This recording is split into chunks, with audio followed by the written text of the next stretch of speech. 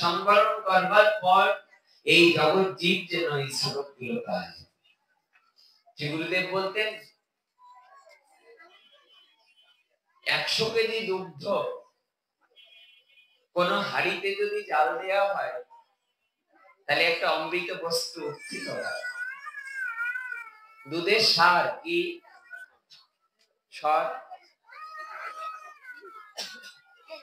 এই স্বরকে যদি আবার মন্থন করা হয় যে অমৃত বস্তু উৎপন্ন হয় সেটা হলো মাখন। মাখনকে যদি আবার পুনরায় জাল দেওয়া হয় তাহলে যে অমৃত বস্তু পাওয়া যায় তা হলো ঘৃত। গুরুদেব বলতেন বিশ্ব ব্রহ্মাণ্ডের যত গ্রন্থ আছে শাস্ত্র গ্রন্থ, সব শাস্ত্র গ্রন্থকে যদি এক দিব্য হাড়িতে জাল দেওয়া হয় তাহলে যে অমৃত বস্তু উত্থিত হবে তা হলো এই 8টা শ্লোক। আর এই শ্লোকটিকে যদি আবার মন্থন করা হয়, মাখন মন্থন করলে যেমন ঘি পাওয়া যাবে তেমনি 8টা শ্লোককে মন্থন করলে যে অমৃত পাওয়া যাবে। হরে কৃষ্ণ কৃষ্ণ কৃষ্ণ হরে হরে, হরে রাম রাম রাম হরে হরে। মৃত্যুর পরে সবাই কানে নাম দিতে ব্যস্ত থাকে, কিন্তু বেঁচে থাকতে থাকতে যদি এই নাম কেউ গ্রহণ করতে পারে তা আবার এমন ভাবে সাধু সঙ্গ হরি কথায় এমন ভাবে মধুর নাম কারোর কর্ণে প্রবেশ করলে তার যে কল্যাণ হবেই হবে, এতে কোনো সন্দেহ নেই। গোস্বামী বললে শোনো, ওনাকে হিন্দিতে বললেন, বা হিন্দিতে বললেন ভাগ্যবান কোন হয়? বললেন যার বাড়িতে দামি গাড়ি, দামি ফ্রিজ, অনেক টাকা পয়সা আছে সে কি ভাগ্যবান? গোস্বামী বিচার করে বললেন এ জগতে ভাগ্যবান সেই যার জীবনে সাধু সঙ্গ, যার জীবনে হরি কথা মিলে যায়, সেই জগতে ভাগ্যবান। তিনি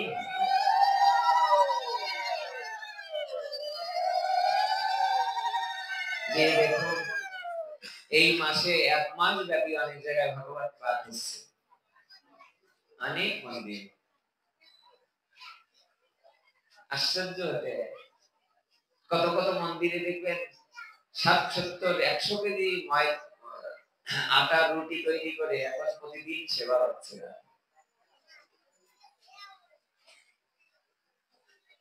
এটা আসলে তাদের কত ভাগ্য।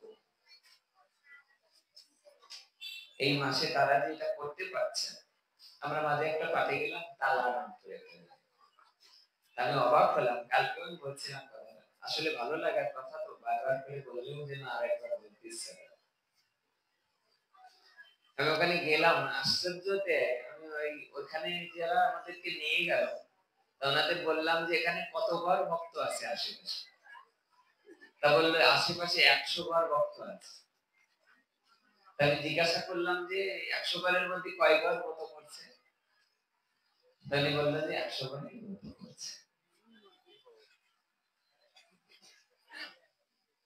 আমরাও যেন এমন ভাবে সন্ধ্যায় একটু কীর্তন পাঠ, একটু হরিনাম হরি কথা, যেন আগামী বছর এই দিনটা আমাদের জীবনে নাও আসতে পারে। গোনাদিন কখন যে ধরিয়ে যাবে কেউ জানি না। যে কটা দিন আমরা গোনাদিন নিয়ে এসেছি, গোনাদিন কখন কিভাবে চলে যাবে এটা বলাই যাবে না। যে দেখো অনেকে সুস্থ আছে, খুব ভালো চাকরি করে, ভালো বড় লোক মানুষ, তারা একবারের জন্য মন্দিরে যায় না। আবার যে দেখবে অনেক অন্ধ, তারা যে দেখো মন্দিরের পাশে বসে থাকে। কার ভাগ্যটা ভালো? কার ভাগ্যটা ভালো?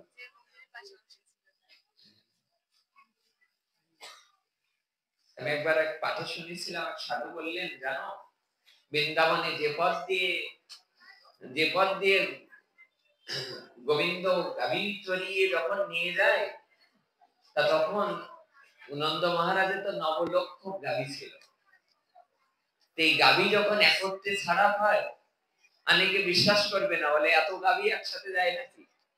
আপনারা এখনো শ্রীধাম বৃন্দাবনে যাবেন। আমরা এবারও দেখি বর্ষানার বিনোদ বাবার সঙ্গে আমরা যাচ্ছি পরিক্রমায়, দেখি একসাথে 60,000 গাভী মা ছেড়ে দিয়েছে বর্ষানায়। কেমন লাগে তখন শ্রীধাম বৃন্দাবনে এত গাভী যখন একসঙ্গে যায়, কেমন লাগে? খুবই অত্যন্ত আনন্দ লাগে। তো গাভী যখন যাচ্ছে, নবলক্ষ গাভী, এক অন্ধ ব্যক্তি রাস্তায় প্রতিদিন এসে দাঁড়িয়ে থাকে। যখন দাঁড়িয়ে থাকে তো দুই একজন সাধু এসে ওনাকে জিজ্ঞাসা করে, তুমি অন্ধ এখানে রাস্তায় এসে দাঁড়ায় থাকো, আমাদের গাভী নিয়ে যেতে অসুবিধা হয়, তুমি তো কিছুই দেখতে পাও না, তুমি রাস্তায় এসে দাঁড়িয়ে থাকো কেন? সাধু অন্ধ ব্যক্তিটি বলতে লাগলেন, শোনো সাধু, আমি অন্ধ, আমি জানি আমি তো দেখতে পাই না গোবিন্দ, তবু আমি লোকমুখে শুনেছি সন্ধ্যার আগ মুহূর্তে যখন গোধূলি লগ্ন, তখন বৃন্দাবনের সব গাভীগুলো ধীরে ধীরে ধীরে ধীরে সব নিজের ঘরে ফিরে যায়। আমি সাধু মুখে শুনেছি যে এই সময়ে গোবিন্দ নাকি রাখাল বেশে সব গাভীদের সঙ্গে তারা যাতায়াত করে। আমি অন্ধ বলে কি আমি গোবিন্দ দর্শন করতে পারবো না? সাধু বললেন, তুই অন্ধ দেখবে কি করে? সাধু ব্যক্তিটি বলার সঙ্গে সঙ্গে অন্ধ কাঁদতে লাগলেন, বললেন, দেখো আমার পূর্ব জন্মের কর্মফল ভালো নয়, তাই আগের জন্মে অসৎ কর্ম করার কারণে এই জন্মে আমি অন্ধ হয়ে জন্মেছি। তবে সাধু মুখে শুনেছি যে সন্ধ্যায় যখন গোবিন্দ গোষ্ঠ থেকে ফিরে যায়, তখন কোন কোন ভাগ্যবান জীব গুরু কৃষ্ণ প্রসাদে পায় ভক্তিলতা বীজ, মালি হয়ে সেই বীজ পরে আরোপণ, শ্রবণ কীর্তন জলে করায় সেচন, অদ্যাবধি যে লীলা ফলে গোড়ায়, কোন কোন ভাগ্যবানে দেখিবারে পায়, অদ্যাপিও শ্রী চৈতন্য যে সব লীলা করে, যার ভাগ্যে থাকে সে দেখে নিরন্তরে। অন্ধ লোকটি বললে, যদি কোন ভাগ্যবান জীব তার গুরু কৃষ্ণের কৃপা হয়, তাহলে তার এই লীলা দর্শন হয়ে যায় সন্ধ্যার আগ মুহূর্তে। তাই আমি বড় স্বপ্ন নিয়ে, বড় আশা নিয়ে এসে দাঁড়িয়ে আছি রাস্তায়, তুমি দেখতে পাও না, তুমি কি দেখবে? অন্ধ ব্যক্তি কাঁদতে কাঁদতে বললেন, আরে আমি না হয় গোবিন্দকে দেখতে পারবো না, কিন্তু জীবনে কোন না কোনদিন গোবিন্দের যদি আমাকে একবার দৃষ্টি পায়, সেই প্রত্যাশা নিয়ে আমি দাঁড়িয়ে আছি। আমি তাকে না দেখতে পারলেও সে তো আমায় দেখতে পারে। মনে আছে জগন্নাথকে বলা হয়েছিল, জগন্নাথ পৃথিবীতে একমাত্র ভগবান তুমি, যার গোল নয়ন। উড়িয়া ভাষায় বলা হয়েছে জগন্নাথের চোখা নয়ন গোল গোল। দেখবেন যাদের এখানে জগন্নাথের মূর্তি আছে, বিগ্রহ আছে, জগন্নাথের রথযাত্রায় দেখবেন জগন্নাথকে সবাই দর্শন করতে যায়, রথের দড়ি ধরতে চায়। জগন্নাথকে যেন জিজ্ঞাসা করা হয়েছে কোন মরমী ভক্ত, ওগো জগন্নাথ, তোমার কেন গোল নয়, তোমার কেন চোখের পাপড়ি নয়? জগন্নাথ যেন বলতে চেয়েছেন, দেখো আমি তো নারদ মুনিকে কথা দিয়েছিলাম, তারপরে কলিতে সব জায়গায় গোলমাল গন্ডগোল লেগেই থাকবে। কলি মানেই কলহ, কলিতে যারাই জন্মাবে তারাই পাপ করবে। জগন্নাথ বলছেন, আমি তো কথা দিয়েছিলাম সেদিন, কাকে? নারদ মুনিকে। বলে, আমি তো তাকে কথা দিয়েছিলাম জগৎ জীবকে কল্যাণ করব।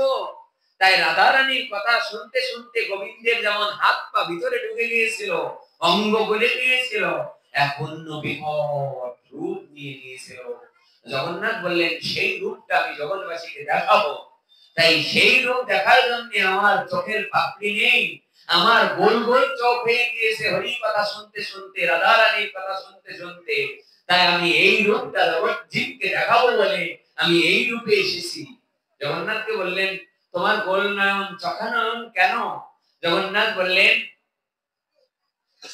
আমার কাছে তো ধনী দরিদ্র গরিব আবাল বৃদ্ধ বনিতা সবাই আসবে, আমি জগতের না কারোর দিকে আমি সামান্য এক পেশে দৃষ্টিকোণ থেকে তাকাবো না, আমি সবাইকে সমান নজরে তাকাবো বলে আমার গোল নয়ন হয়েছে। বলো রাধে রাধে। সবাই একটু রাধে রাধে বলবেন, তাহলে যাদের ঘুম পাচ্ছে ঘুমটা চলে যাবে।